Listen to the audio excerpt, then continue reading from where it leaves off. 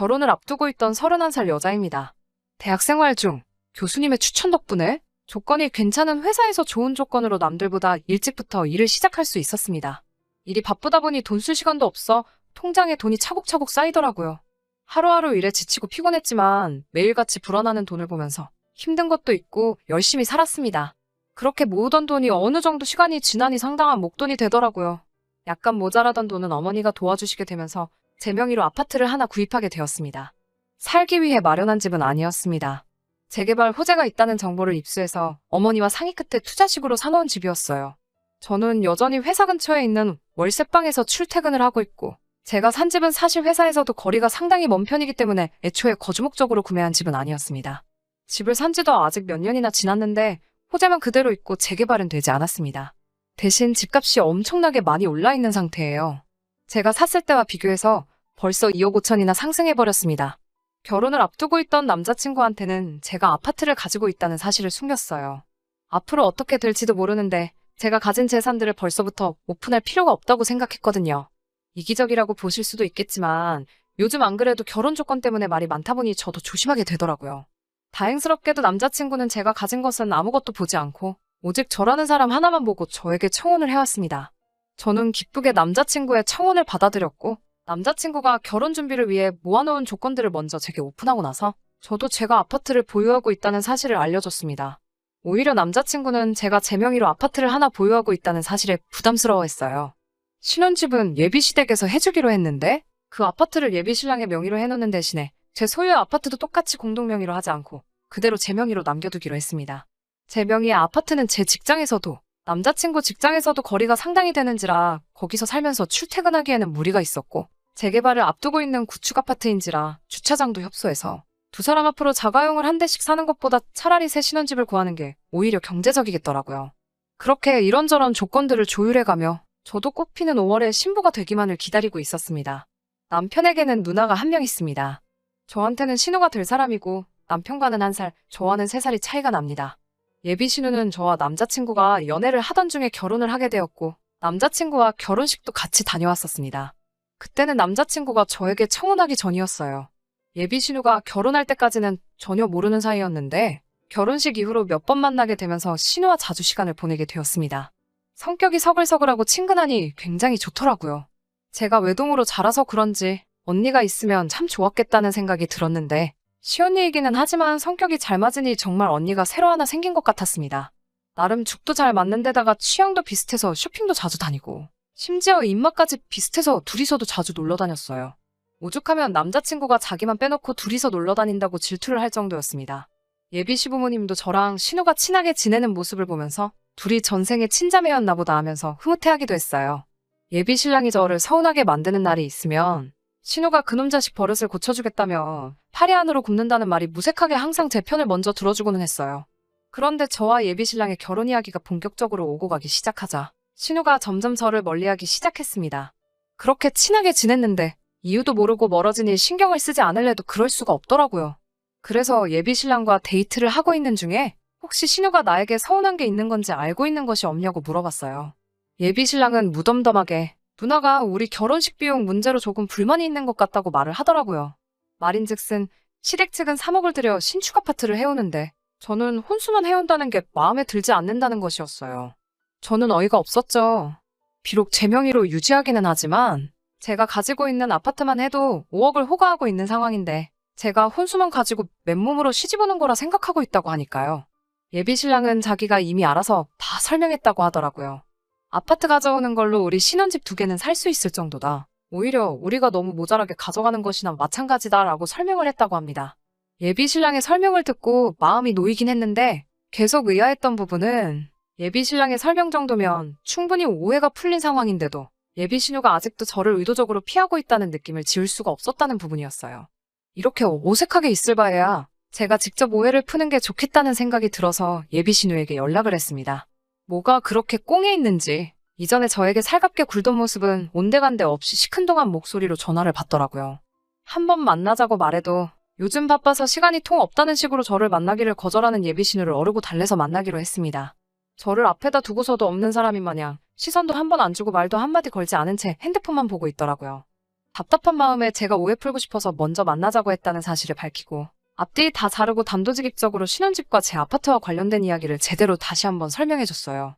신우는 그건 이미 들어서 다 알고 있다고 말하면서 아직도 모르겠냐고 아파트를 제 명의로 남겨두는 게 문제라고 하면서 그제서야 저와 대화를 시작했어요.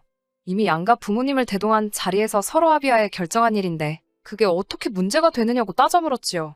이미 제 거인 아파트를 제가 그대로 가지고 있는 게 문제라고 하면서 그러면 우리 집은 3억을 들여서 결혼을 준비하고 있는데 저는 5천만 가지고 오는 거나 마찬가지 아니냐면서 너무 도둑놈 신보가 아니냐고 하더라고요. 제가 알기로는 예비신우 시집 갔을 때도 남편 쪽에서 전셋집을 해오고 예비신우도 결혼식 비용이나 그런 걸 제외하고 혼수로 3천을 해간 걸로 알고 있었거든요. 그래서 언니와 제가 뭐가 달라서 그게 도둑놈 신보가 될 수 있냐고 말하니 예비신우가 잘 좀 생각해보라면서 말하는데 참 어이가 없었습니다.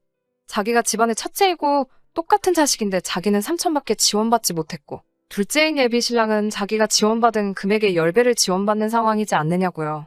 똑같은 자식이니 결혼할 때 지원받는 것도 똑같아야 하지 않냐면서 제가 남편과 결혼해서 살게 될 신혼집을 공동명의로 만들고 제가 보유하고 있는 아파트는 1억 5천을 깎아서 자기한테 넘기라고 제안을 해왔습니다. 그러면 자기도 시세보다 1억 5천을 싸게 아파트를 구하게 되는 거니 예비신랑과 결혼자금을 똑같이 지원받은 거나 다름없어지는 거와 마찬가지라면서요. 제가 그렇게만 해주면 자기도 더 이상 이 결혼에 대해서 아무 말도 꺼내지 않겠다는 말을 해왔습니다. 자기한테 1억 5천을 싸게 팔아도 제가 아파트를 구매했을 때보다 비싼 값에 사가는 거나 마찬가지니 결과적으로는 저한테도 이득이지 않냐는 말도 안 되는 계산법을 쓰면서 저를 설득하려고 했어요. 저는 외동이니까 자기가 지금 느끼고 있는 불공평함을 저는 절대 이해하지 못할 거라는 말을 하면서요. 저도 같은 여자지만 예비신우의 말도 안 되는 억지를 계속 들어줄 수는 없었어요. 의견이 좀처럼 좁혀지지도 않고 따지고 보면 신우가 계속해서 억지를 부리고 있는 상황이고 이걸 가지고 더 이야기를 해야 할 가치도 없는 것 같아. 이건 이미 양가 어른들의 합의가 끝난 일이고 그렇게 하고 싶은 생각도 없다고 못을 받고 자리에서 일어났습니다. 신우와 헤어지고 나서 예비신랑하고 통화를 해서 이 사실을 전부 다 말해줬어요. 예비신랑도 도대체 신우가 무슨 생각을 가지고 있는지 이해를 못하겠다고 하더라고요. 본인이 잘 말해볼 테니 너무 걱정하지 말라는 말 한마디 듣고 전화를 끝냈습니다. 그날 저녁에 예비 시어머니한테서 전화가 왔어요. 무슨 일로 전화를 하셨나 싶어 전화를 받았는데 대뜸 저한테 신혼집 공동명의로 하고 제 명의 아파트를 신우에게 넘기기로 했다면서? 하고 물어보시더라고요. 예비 신랑이 말을 했는지 안 했는지는 모르지만 예비 시어머니는 이미 예비 신우가 저한테 꺼낸 말도 안 되는 조건에 제가 그렇게 하기로 했다는 식으로 말을 했는가 봐요. 뭔가 오해가 있으신 것 같다고. 저는 신우 제안에 그렇게 하겠다고 한 적도 없고 앞으로도 그렇게 할 생각도 없다고 말씀드렸어요. 예비 시어머니는 실망스럽다는 말투로 그러냐? 하고 대답하셨어요. 잠깐 조용히 계시다가 그러지 말고 그냥 아파트를 신우에게 넘기라고 이번엔 시어머니가 나서서 저를 회유하려 드시더군요. 제 다른 것도 참 마음에 들었지만 무엇보다 신우와 제가 서로 친자매처럼 사이좋게 지내는 모습이 좋아 결혼을 허락한 거나 마찬가지라고 하시면서 제가 억지 부리고 있는 것 때문에 남매가 의가 상하는 것 같아서 마음이 아프다는 말로 시작을 하셨습니다. 신혼집을 공동명의로 돌리면 되지 않느냐. 그렇게 되면 너도 따지고 보면 손해보는 거 하나도 없는 거고 요즘 경기에 집도 잘 안 나가는데 산다는 사람 있을 때 후딱 넘겨버리는 게 돈 버는 거다. 아파트 판돈을 내놓으라는 것도 아니고 팔고 난 돈은 전부 네 거 하면 되는 건데 가족끼리 뭐가 아쉬워서 그걸 가지고 치사하게 굴고 그러냐고요. 집값 오른 것만 따지면 결과적으로 제가 돈 번 거나 마찬가지라는 똑같은 소리를 하고 있더군요. 아는 사람끼리 원래 돕고 사는 거라고 지금이야 돈 얼마 손해보는 것 같아 아까운 마음이 들기도 하겠지만 그 복이 다 나중에 저한테 들어올 거고 어차피 결혼해도 거기에 살지도 않을 건데 뭐하러 요즘 같은 시대에 집을 두 채나 가지고 있느냐. 자꾸 욕심부려봐야 좋을 거 하나도 없다. 뭐 이런 식으로요.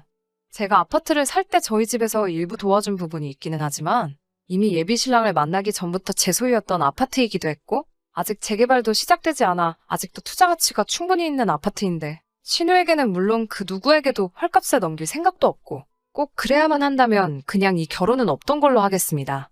죄송합니다. 하고 전화를 끊었어요. 답답해서 창문에다 대고 소리라도 지르고 싶은 심정인데 한술 더 떠서 예비 신랑에게 조금 섭섭하다는 문자를 받았습니다. 대체 뭐가 그렇게 섭섭하길래 나한테 그러는 거냐고 전화를 걸었어요. 예비 신랑은 누나도 어머니도 저를 다 이미 한 가족이라고 생각해서 그러는 건데 어떻게 단호하게 그럴 수 있느냐. 자기와 좀 더 상의하고 정해도 늦은 게 아니지 않았느냐고요. 믿었던 예비신랑까지 저러고 있으니 정말 억장이 무너지더라고요. 어머니도 저를 너무 계산적인 사람이라고 하고 신호까지 가세해서 그런 사람인 줄 몰랐는데 완전 사람 잘못 봤다고 하고 있으니 자기가 나서서 해결하려고 해도 어쩔 도리가 없다고 합니다. 그래서 저도 열이 받아서 예비신랑에게 그냥 결혼하지 말자고 했어요. 결혼했다가는 나를 완전 봉으로 보는 시가족들 등살에 제 성격까지 버릴 것 같아 더는 못하겠다고 말했습니다. 아직 저희 부모님께는 말씀드리지 않았는데 제 아파트를 예비시댁에서 포기한다고 하더라도 저는 더 이상 결혼하고 싶은 마음은 없습니다. 저는 이미 마음 굳혔거든요. 예비 시부모님부터 신우의 남자친구까지 며칠째 계속 저한테 전화를 하고 있는데 한 통도 받지 않았습니다. 그 아파트 제 명의로 평생 가지고 있을 생각도 없습니다. 남편 될 사람한테 저도 확신이 섰을 때 그때 가서 공동명의로 바꾸던지 처분해서 공동의 재산으로 만들던지 할 생각이었어요. 그 부분은 이미 예비신랑 쪽에서 신혼집을 해오고 각자의 명의로 하자고 할 때도 확실히 밝힌 부분이고요. 제가 예비신랑 가족들 말 맞다나 계산적이고 나쁜 사람인 건가요? 집 하나 가지고 있는 게 유세라고 의수됐던 걸까요? 아파트를 사지 않고 그걸 그냥 현금으로 가지고 있었다면 이런 일이 일어나지도 않았던 걸지. 아파트를 가지고 있던 사실이 원망스럽기도 하고 한편으로는 그래도 짧은 기간 동안 저를 친자매처럼 대해줬던 신우가 이 결혼을 파토나게 해줬으니 신우에게 감사해야 할 일인 건지 도무지 갈피가 잡히지를 않네요. 제 사연은 여기서 그만 끝내도록 하겠습니다. 목에 칼이 들어와도 파혼할 생각이니 그 부분에서는 걱정해주지 않으셔도 될 것 같아요. 아직도 제가 욕심부려 잘못한 건지 잘한 건지 도무지 모르겠어서 답답한 마음에 사연 보내보았습니다.